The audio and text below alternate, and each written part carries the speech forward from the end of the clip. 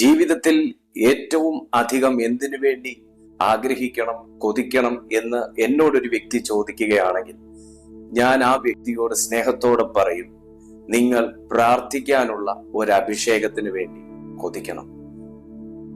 ഞാൻ എന്താണ് പ്രാർത്ഥനയിൽ എൻ്റെ ദൈവത്തോട് ചോദിക്കേണ്ടത് എന്ന് എന്നോടൊരു വ്യക്തി ചോദിച്ചാൽ ഞാൻ ആ മനുഷ്യനോട് സ്നേഹത്തോടെ പറയും, നിങ്ങൾ പ്രാർത്ഥനയിൽ ദൈവത്തോട് ആദ്യം ചോദിക്കേണ്ടത് പ്രാർത്ഥിക്കാൻ ഒരു അഭിഷേകമാണ്. ഞാൻ പറഞ്ഞ ഈ രണ്ട് കാര്യവും വളരെ പ്രാധാന്യം അർഹിക്കുന്നതാണെന്ന് പ്രാർത്ഥനയിൽ സമയം ചെലവിടുന്ന ഒരു വ്യക്തിക്ക് മനസ്സിലാകും. എന്റെ ശുശ്രൂഷ കാലയളവിൽ ഞാൻ ഏറ്റവും കൂടുതൽ അറ്റൻഡ് ചെയ്തിട്ടുള്ള വിഷയങ്ങളിൽ ഒന്നാണ്, ബ്രദർ, എനിക്ക് പഴയതുപോലെ പ്രാർത്ഥിക്കാൻ പറ്റുന്നില്ല. ഞാൻ പണ്ട് മണിക്കൂറുകളോളം സമയം ചെലവഴിച്ച് പ്രാർത്ഥിക്കുകയും വചനം ധ്യാനിച്ച് പ്രാർത്ഥിക്കുകയും പ്രാർത്ഥനയ്ക്ക് വേണ്ടി ഞാൻ ചില ദിവസങ്ങൾ മാറ്റിവെക്കുകയും എൻ്റെ ജോലിയിൽ നിന്ന് വരെ ഞാൻ അവധിയെടുത്തിട്ട് പ്രാർത്ഥിക്കുകയും ചെയ്തൊരു വ്യക്തിയായിരുന്ന എനിക്ക് ഇന്ന് കേവലം ഒരു 10-15 മിനിറ്റോ പോലും പ്രാർത്ഥിക്കാൻ പറ്റുന്നില്ല ബ്രദർ. എനിക്ക് പഴയ ഒരു കാലം, പ്രാർത്ഥനയുടെ ഒരു കാലം, ഒരു അഭിഷേകം എനിക്ക് തിരിച്ചു വരാൻ വേണ്ടി പ്രാർത്ഥിക്കണം എന്ന വിഷയം.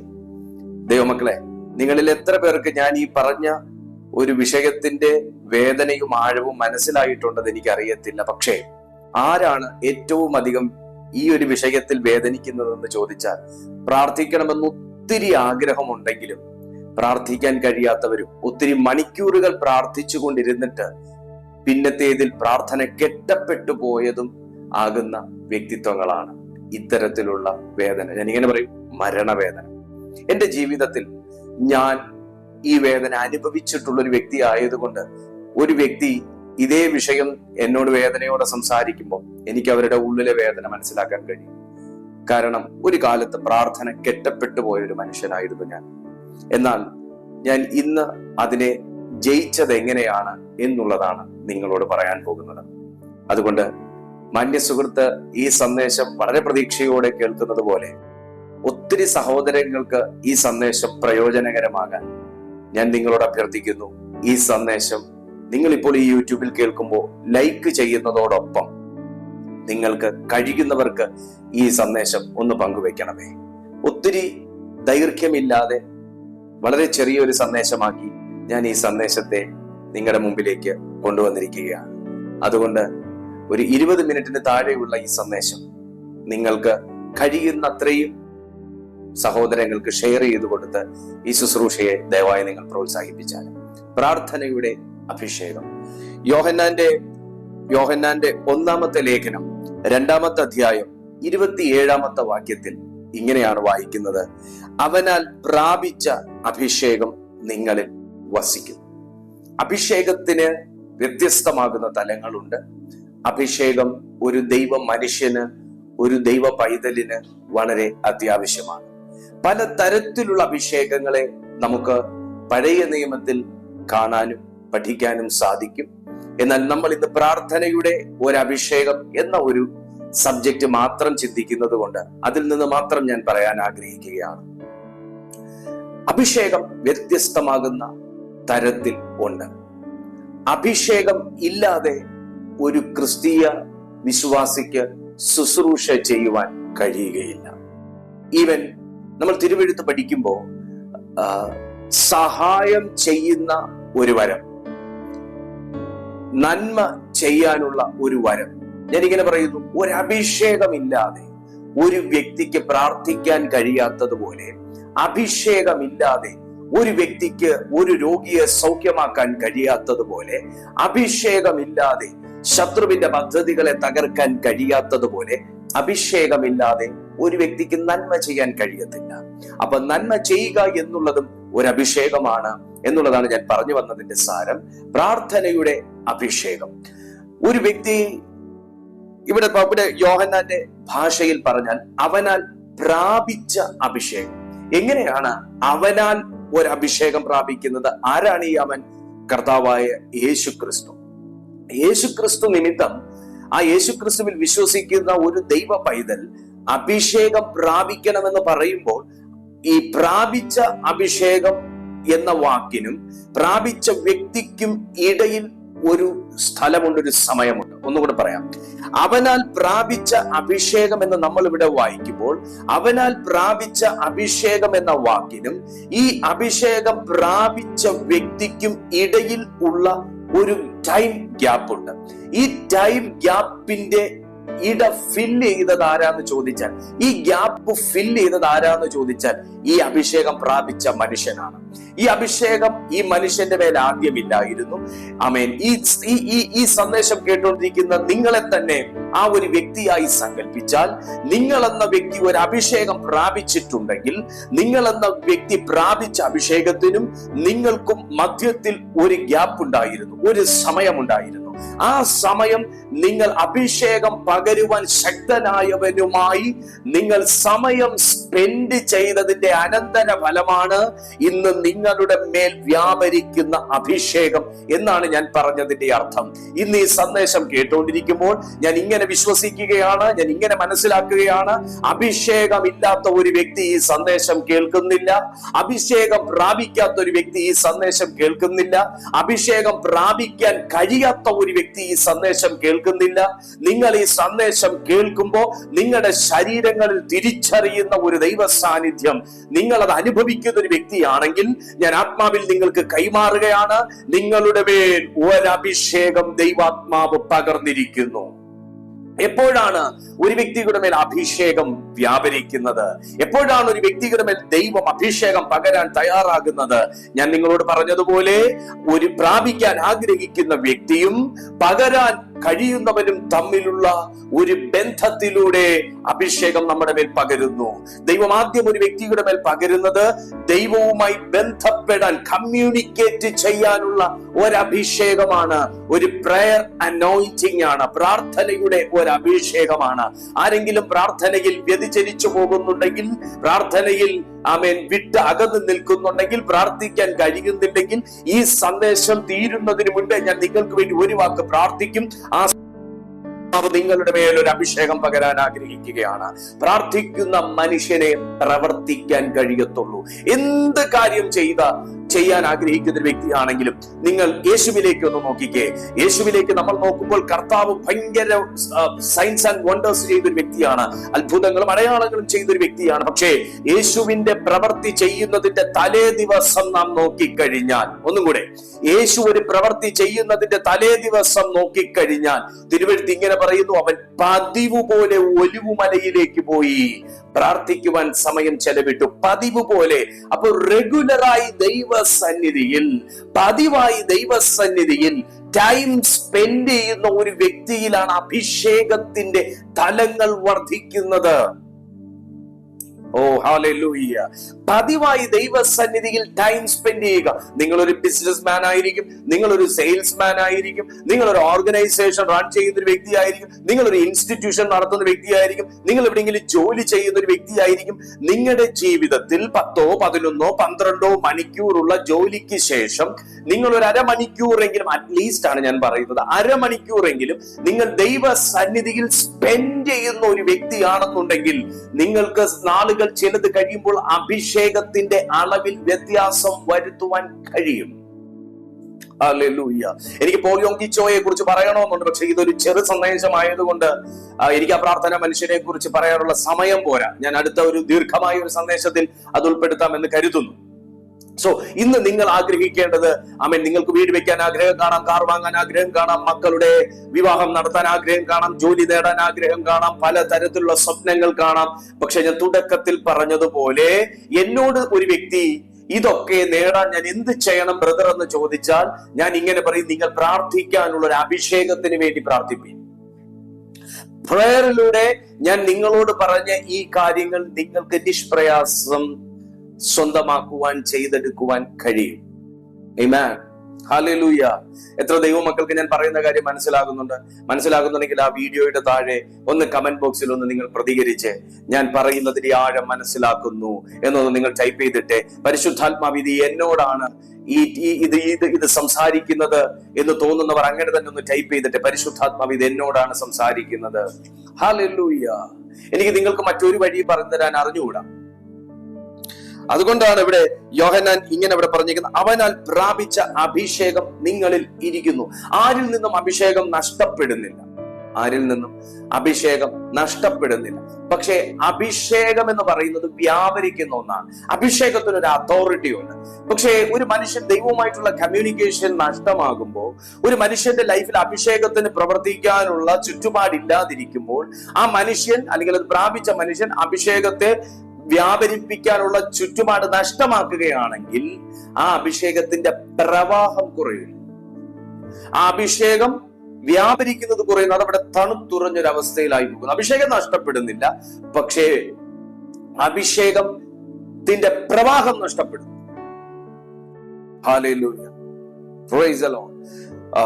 അഭിഷേകത്തിന്റെ പ്രവാഹം എന്ന് പറയുമ്പോൾ, പത്രോസ് നടന്ന സമയം നിഴൽ തട്ടി രോഗികൾ സൗഖ്യമായി എന്ന് പറയുന്നു. പത്രോസ് ആരുടെ മേൽ കൈവച്ചപ്പോ മാത്രമല്ല, നിഴലിൽ തട്ടി രോഗികൾ സൗഖ്യമായി. അതൊരു അഭിഷേകത്തിന്റെ പ്രവാഹത്തെയാണ് കാണിക്കുന്നത്. ഒരു അഭിഷേകം എന്ന് പറയുന്ന ഒരു വ്യക്തിയുടെ ശരീരത്തിൽ മാത്രം ഒതുങ്ങി നിൽക്കുന്നതല്ല, അത് ആ വ്യക്തിയുടെ നിഴലിലേക്കും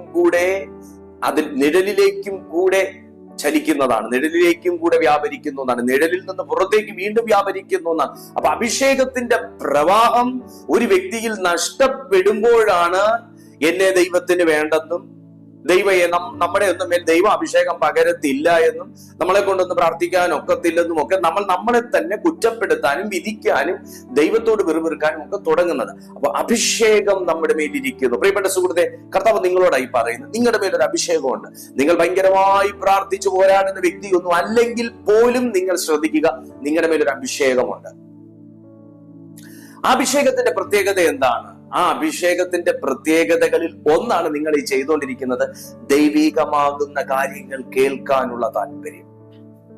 നിങ്ങൾ മരിച്ചവരെ ഉയർപ്പിച്ച് കാണത്തില്ല, ഒരു രോഗിയെ പ്രാർത്ഥിച്ച് സൗഖ്യമാക്കി കാണത്തില്ല, നിങ്ങൾ പ്രവചിച്ച് കാണത്തില്ല, ഒന്നും കാണത്തില്ല. പക്ഷേ അഭിഷേകത്തിന്റെ പല പ്രത്യേകതകളിൽ ഒന്നാണ് ദൈവികമാകുന്ന കാര്യങ്ങൾക്ക് സമയം ചെലവിടുക, ദൈവകാര്യങ്ങൾക്ക് ചുമൽ കൊടുക്കുക, ദൈവത്തെ കുറിച്ച് കേൾക്കുക എന്നുള്ളത്. അതാണ് നിങ്ങൾ ഇപ്പോൾ ചെയ്തുകൊണ്ടിരിക്കുന്നത്. അപ്പൊ അതിന്റെ അർത്ഥം എന്താണ്?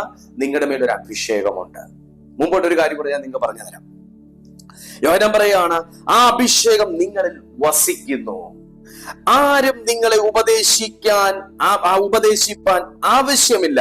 അവന്റെ അഭിഷേകം തന്നെ നിങ്ങൾക്ക് സകലവും ഉപദേശിച്ചു തരികയാലും അത് ഭോഷ്കല്ല, അത് സത്യം തന്നെ ആയിരിക്കയാലും അത് നിങ്ങളെ ഉപദേശിച്ചതുപോലെ നിങ്ങൾ അവനിൽ വസിപ്പീൻ. അഭിഷേകത്തിന്റെ മറ്റൊരു പ്രത്യേകത എന്താണ്?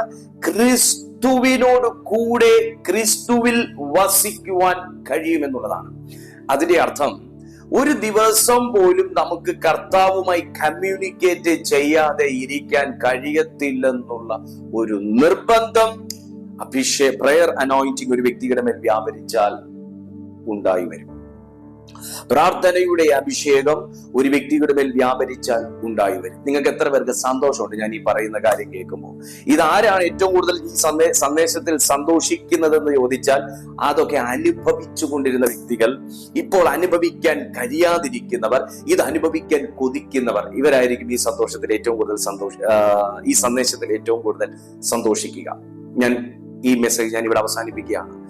ഒരു വാക്കും കൂടെ പറഞ്ഞതിന് ശേഷം, നിങ്ങൾക്ക് ഒരു ദൈവശബ്ദം കേൾക്കണമെങ്കിൽ, നിങ്ങളിപ്പോ ഒരു കാര്യത്തിനകത്തൊരു കൺഫർമേഷന് വേണ്ടി വെയിറ്റ് ചെയ്യുകയാണെങ്കിൽ, ഒരു പ്രവാചകൻ നിങ്ങളോട് സംസാരിച്ചെങ്കിൽ കൊള്ളാമായിരുന്നു, ഒരു പ്രൊഫസി പറഞ്ഞെങ്കിൽ കൊള്ളാമായിരുന്നു എന്ന് നിങ്ങൾ ചിന്തിക്കുന്നെങ്കിൽ, എന്റെ ഭാവിയെക്കുറിച്ച് ദൈവം എന്താണ് ആഗ്രഹിക്കുന്നത് എന്ന് നിങ്ങൾക്ക് അറിയാൻ താല്പര്യമുണ്ടെങ്കിൽ,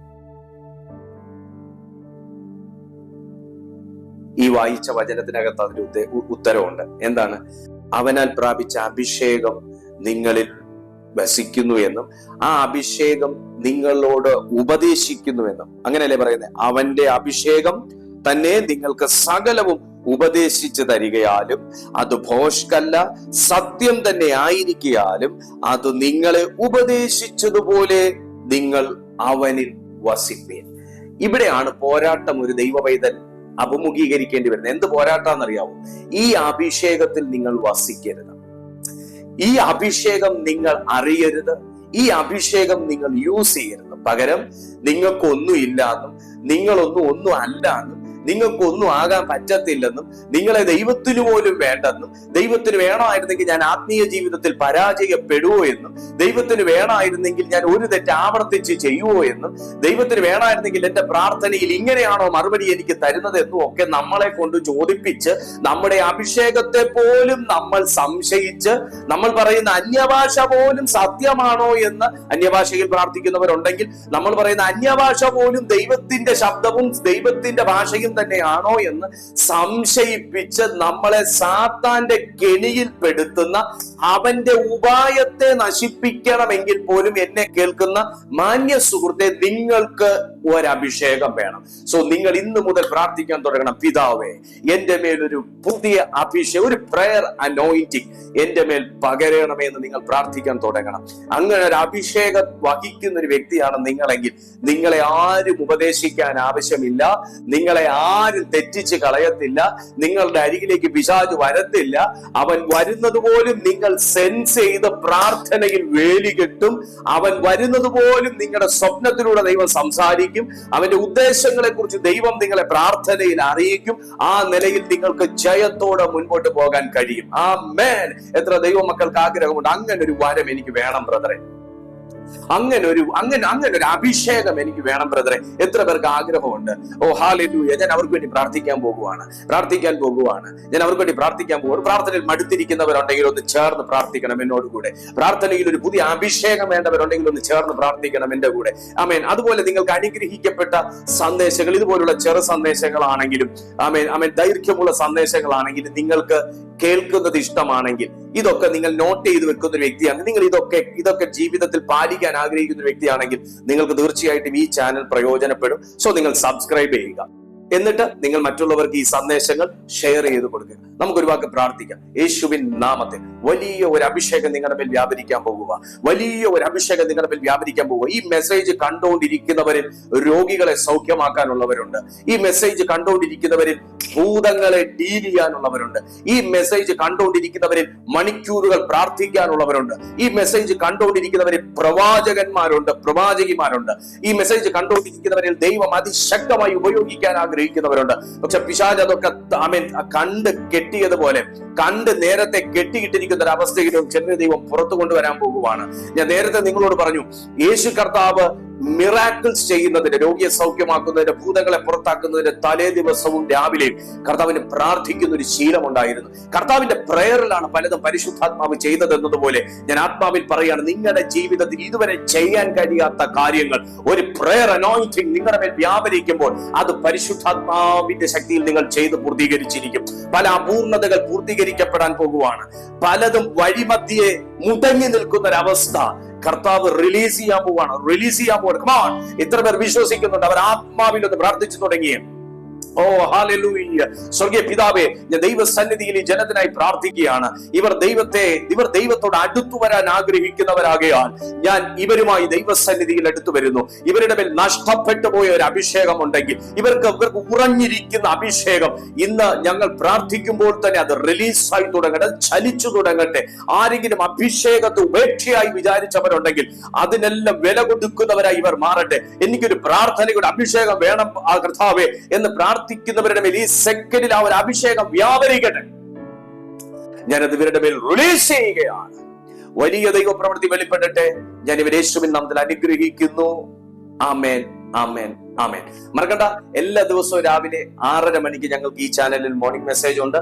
എല്ലാ ദിവസവും വൈകുന്നേരം 6:30 മണിക്ക് ഞങ്ങൾക്ക് ഈവനിംഗ് മീറ്റിംഗ് ഉണ്ട്. ഈ ചാനൽ സബ്സ്ക്രൈബ് ചെയ്താൽ തൊട്ടടുത്തുള്ള ബെൽ ബട്ടൺ അമർത്തിയാൽ നിങ്ങൾക്ക് എല്ലാ നോട്ടിഫിക്കേഷനും കിട്ടും.